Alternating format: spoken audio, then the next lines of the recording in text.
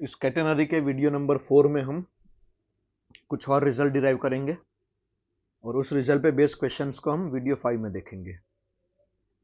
तो आज हम जो स्ट्रिंग का शेप कौन सा होता है, पैराबोलिक, हाइपरबोलिक के हाफ सर्कल, उस इक्वेशन को डिराइव करेंगे। तो ये वाली इक्वेशन हमने डिराइव की थी लास्ट टू लास्ट वीडियो में। और हम जानते हैं कि टेन थीटा स्लोप होता है, तो टेन थीटा को D Y by D X लिख सकते हैं।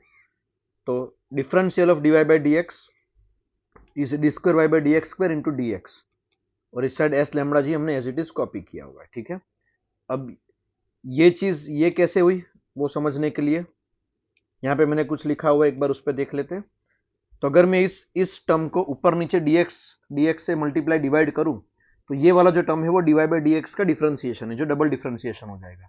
और ये वाला dx टर्म मैंने यहाँ पे कॉपी किया है, प्लस ये s उस छोटे से एलिमेंट की लेंथ था जिसको मैं under root D X square plus D Y square लिख सकता हूँ। बाकी लैम्बडा जी को मैंने कॉपी किया है। अब यहाँ से मैं डी एक्स स्क्वायर कॉमन निकालू बाहर, तो ये dx और ये वाला dx कट हो जाएगा और यहाँ dy के नीचे dx आ जाएगा।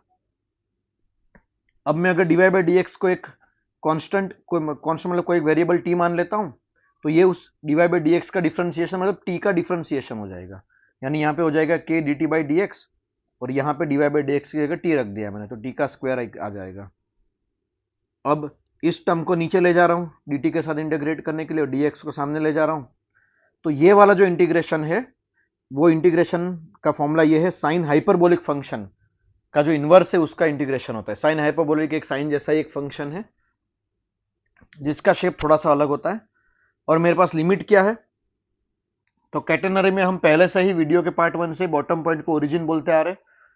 तो जहां पे मेरा x 0 है वहां पे देखो स्ट्रिंग यू टर्न ले रही है, यानी इस जगह पे स्लोप कितना हो जाएगा, 0 हो जाएगा। तो जहां पे x 0 है वहां पे dy बाई डी एक्स यानी t की वैल्यू 0 हो जाएगी, और किसी जनरल x पे t की वैल्यू कुछ t होगी। तो इसको ये लिमिट पुट करके आपका इंटीग्रेशन ये हो जाएगा, t को सब्जेक्ट बनाओगे तो ये साइन h इनवर्स सामने जाके साइन बन जाएगा, साइन h बन जाएगा। और dy बाई डी एक्स मतलब t की value dy by D x है, इसको वापस एक बार इंटीग्रेट करोगे x को सामने ले जाके और लिमिट पुट करके, तो आपका y बराबर ये cos h का फंक्शन बनेगा। और cos h फंक्शन दिखने में पैराबोलिक होता है लेकिन पैराबोला नहीं होता।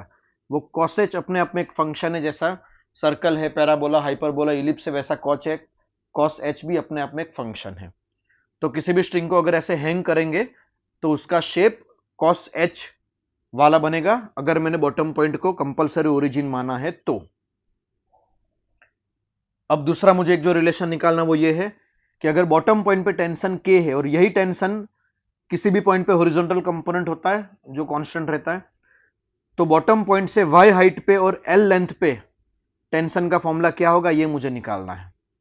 तो पहले तो हम इस पूरी स्ट्रिंग में हॉरिजॉन्टल फोर्स को बैलेंस करेंगे, तो t का ये कंपोनेंट k के साथ बैलेंस होगा, तो ये वाली इक्वेशन बनेगी। t का वर्टिकल कंपोनेंट पूरी l लेंथ की स्ट्रिंग के मास वेट को बैलेंस करेगा, तो ये वाली इक्वेशन बनेगी। प्लस y हाइट पे स्ट्रिंग के थीटा की ये वाली इक्वेशन तो हमने ऑलरेडी डिराइव किया हुआ है। तो अगर इन तीनों की इक्वेशन की हेल्प से अगर आप सॉल्व करोगे तो आपको t और k के ये फंक्शन मिल जाएंगे। थोड़ा सा एफर्ट लगाना, आपको ये आंसर मिल सकते हैं ना। अब देखो तो ये दोनों फंक्शन में वेरिएबल क्या है, h और l है, y और l है दोनों फंक्शन में, क्योंकि lambda constant, g constant, 2b constant है। तो बॉटम पॉइंट से जहां पे स्ट्रिंग यू टर्न लेती है उस बॉटम पॉइंट से y हाइट पे और l लेंथ पे टेंशन का फॉर्मूला मुझे मिल चुका है, और उसी l लेंथ और y हाइट के टर्म में हॉरिजॉन्टल कंपोनेंट का भी फॉर्मूला मिल चुका है। ये काफी इंपॉर्टेंट फॉर्मूला है क्योंकि बहुत सारे क्वेश्चन ऐसे हैं जो इस फॉर्मूला से हम इजीली सॉल्व कर सकते हैं, तो इस फॉर्मूला को भी याद रख लेंगे। अब कुछ कैटेनरी के डे टू डे लाइफ के प्रैक्टिकल एग्जांपल, जैसे यहाँ पे एक पर्सन काइट उड़ा रहा है, तो ये जो रस्सी होगी ये रस्सी यूनिफॉर्मली डिस्ट्रीब्यूटेड मास वाली होगी, प्लस इतनी हाइट में ग्रेविटी की वैल्यू भी कांस्टेंट माने, तो रस्सी का ये शेप कैटेनरी है ना, वो पैराबोला नहीं है, वो कैटेनरी शेप है। ठीक है, और ये अगर यहाँ पे अगर रस्सी का स्लोप 0 है तो ये ओरिजिन बन जाएगा, और हम उस cos h वाली इक्वेशन को इस रस्सी पे अप्लाई कर सकते हैं। अब आप देखो तो यहाँ पे जो लाल टर्न है उसको 4 चेन से हैंग किया गया है, उसमें पर्टिकुलरली ये वाला और ये वाला जो चेन है वो कैटेनरी है, जिसमें ये बॉटम पॉइंट है, उससे y हाइट जो यहाँ पे 5 डैश यानी 5 इंच जितनी y हाइट पे हम जो भी चाहे वो कैलकुलेट कर सकते हैं। इसका शेप कैटेनरी आएगा और ये बॉटम पॉइंट को हम ओरिजिन कहेंगे। अब यहाँ पे देखो सीलिंग के साथ ब्लैक कलर की स्ट्रिंग को हैंग किया गया है, तो ये वाला शेप भी दिखने में पैराबोला लगता है, लेकिन ये कॉसेज का फंक्शन है। ये अपना ओरिजिन होगा, उससे एच हाइट पे हम कुछ भी चीजें फाइंड कर सकते हैं।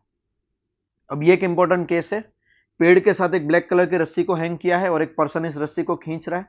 तो अब देखो पर्सन के हाथ में जो रस्सी है, पर्सन के हाथ में जो रस्सी है वो यहां पे थीटा ए एंगल बना रही है। यानी यहां से एक चीज हम समझ सकते हैं कि ये पॉइंट बॉटम पॉइंट नहीं, मतलब इसको हम ओरिजिन नहीं कहेंगे अगर हमें वो वाली इक्वेशन अप्लाई करनी है। तो ये रस्सी आगे जाके अगर ऐसा कहीं पे यूटर्न लेके ऊपर जा रही होगी तो उस यूटर्न वाले पॉइंट को हम ओरिजिन कहेंगे। तो ये कोई बीच का पॉइंट होगा, ठीक है। तो हमने जो रिजल्ट डिराइव किए उस रिजल्ट को अच्छे से याद रख लेंगे। उस रिजल्ट को कैसे यूज करने उस पर मैं नेक्स्ट वीडियो में बताऊंगा आपको। Thank you.